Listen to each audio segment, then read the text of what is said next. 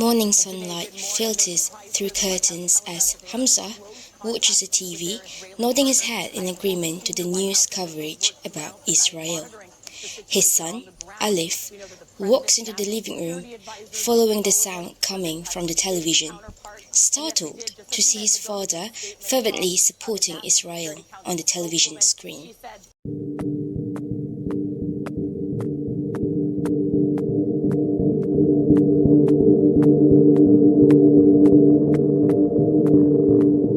Dad, I can't believe you still support Israel after what they have done to the Palestinians. It is unjust and totally inhumane. Son, you have to see the full picture. Israel has the right to defend themselves against terrorist attacks from groups like Hamas. But Dad, their actions against Palestinians go beyond self-defense. At this point, they are systemically oppressing an entire population. It's like they don't care about Palestinian life at all. You're painting Israel as the villain here. But what about the countless terrorist attacks Palestinians have launched against Israeli civilians? We can't ignore that reality. But Dad, we can't use that as an excuse to justify the suffering of an entire people. Palestinians deserve basic human rights and dignity. And the Israelis deserve to live without the constant threats of violence and terrorism. But instead of recognizing Israel's right to exist, you're demonizing them. I'm not demonizing anyone. It just feels like you are defending the oppressor. That I thought you would stand up for justice and human rights. I just want justice and equality for all. Is that too much to us? No, son, it's not too much to us. But your approach is divisive. I think I failed as a father. I'm so disappointed to see you grow up and become a bad son and support terrorists like Hamas. Alif feels a surge of emotions, hurt, frustration, as his father's words cut through him. I'm sorry if you feel that way, Dad, but I can't stay silent in the face of injustice. I always stand up for what I believe is right, even if it means disagreeing with you. Alif retreats to his room, frustration simmering within him after a heated argument with his father. Alif seeks after his sister, Ya, in her room, surrounded by scattered papers and open laptops, deep in conversation. Yeah, I'm really worried about that. His support for Israel is becoming more intense each day.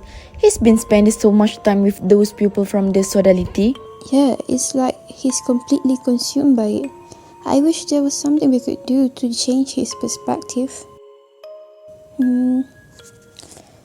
Hold on a second. I might have an idea. What is it? What if we try to subtly change that algorithm on TikTok and YouTube? We could sneakily introduce videos that shed light on the suffering of Palestinians. That's quite the plan, but it could work. Dad spends a lot of his free time on those apps. The siblings, determined to help their father, start implementing their genius plan together in hushed whispers. That morning, as Hamzah leaves to attend meetings with his fellow Israel supporters, his dedication is evident in the fervor with which he participates. But the siblings were left to begin the first phase of their plan. They sneakily watch videos about Palestinian sufferings on Hamzah's phone whenever he's not looking, careful not to arouse suspicion. All according to plan. On one cold night, Hamzah sits alone in the comfort of his TV room. The TV is on, showing a number of videos depicting the ongoing conflict between Israel and Palestine, all of which indicate how Israel has suffered greatly as a result of the October 7 attack by Hamas. Hey, look at all those innocent lives lost. All for a bunch of terrorists to play the victim.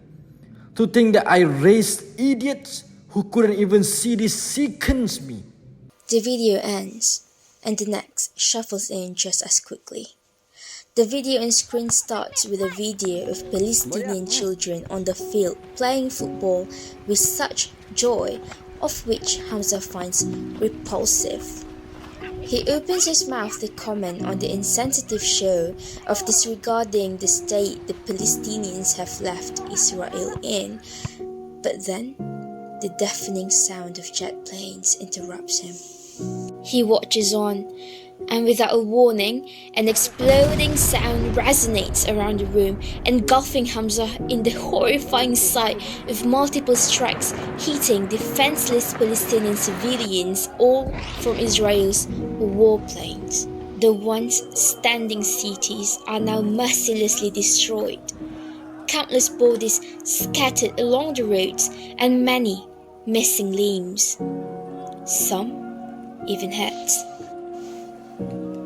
The video then shows a Palestinian father screaming out for his child's name as his eyes stopped on a familiar car toy which sat eerily by one of the destroyed buildings. As he stepped closer, his eyes landed on the mutilated limbs by its side. There was doubt and then shock as he recognized the birthmark right on the hand's thumb. His son. The father clutched on his chest, his head raised only to find remaining chunks of meat that were once his son. In a state of complete shock, his body still moved, reaching for a stray plastic bag off the ground as he picked up the mutilated limbs piece by piece. Hamzah is quickly reminded of his children, how they would follow him as he strode down the bazaar during Ramadan with plastic bags in his hand. He thought of how it could have been his children, Alif and Ya, in those plastic bags instead. Reality begins sinking in. No! What have I done? He then stumbles upon a video which explicitly mentions the Israel-Palestine conflict as a genocide and not war. Genocide, ethnic cleansing, all to steal the vast land God has gifted us. Why must they resort to such inhuman violence? What about the children? What have those innocent souls done to deserve such torture? Hamzah continues on watching more videos late into the night. His tears never stopped flowing. Alif and Ya serve dinner, a simple meal they cooked up together. Alif, Ya, where did you two go last weekend? I was with my friends. One of them's getting married soon, so we thought it'd be nice to hang out before his wedding. The mall. Needed to get stuff from my room. You went to one of those protests again, didn't you? It's for the good, Dad. It's not like we were doing anything bad, like drugs or something. You should be thankful.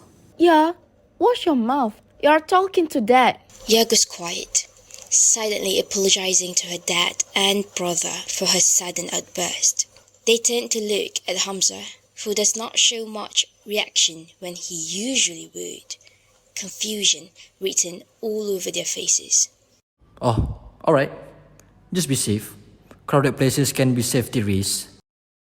Sure, Dad. We'll keep that in mind. Maybe you can join us sometime, Dad. To keep us safe and all. Hamzah sends a sharp look at Ya's way, but there was no bite in his subtle scolding. The siblings chuckle as the dinner is once again as cheery as it always used to be. That night, as the siblings bond over watching a documentary which involves the suffering voices of the Palestinians, they eventually fall asleep with the TV running. Unbeknownst to them, Hamzah stands behind the sofa in the corner of the living room, watching the whole documentary all by himself, with a heavy heart. Alif and Ya are getting ready in Ya's room to join a protest, wearing the appropriate attire. I contacted the organizer the other day. Apparently there will be reporters at the protest this time. Gosh, I'm so nervous just thinking about it. I know, right? It's exciting, but imagine the crowd this time. It will probably be much bigger than the last one we've been to. The both of them were clearly excited. But then, there's a knock at the door. The siblings turn around and their smiles falter. Hamzah is standing by the door, his face bare of any emotion. You are not meeting up with friends today, Dad? Dad, you're still here? Change of plans. Are you going to a protest again? Yeah, we are. But we'll be back soon, I'm sure. Can I join you? Yeah, Alif got some extra jubah in your size for sure. Here, we will help you get dressed. Quick, Alif. I'm so glad you have decided to join us, Dad. You look great in this. I'm so proud of you. The family of three engulf one another in a hug, tears brimming in their eyes. Hamzah pulls away, his voice breaking. I'm sorry, Alif. Yeah. I've been so ignorant. I chose to turn a blind eye on something so clear. I didn't know why it is so hard for me to see the truth. Why I thought believing in Israel's lies, the Western media is the better choice. I regret everything I've ever said and done up until now. Both of you have made me so tremendously proud to have you both in my life. Thank you. I love you. I truly do. It is no matter, Dad. We are more than glad to know you have seen the truth. You have made us just as proud. Alif and Ya made quick work of dressing up their father in the appropriate attire, wearing glasses and kafaya for sun protection. At the protest, Hamzah, Alif and Ya marched down the streets with tens of thousands of other protesters holding a banner they made from scratch. They shout loud enough to hurt their lungs, but only satisfaction prevails. From the river to the sea. From the river to the sea. Palestine will be free.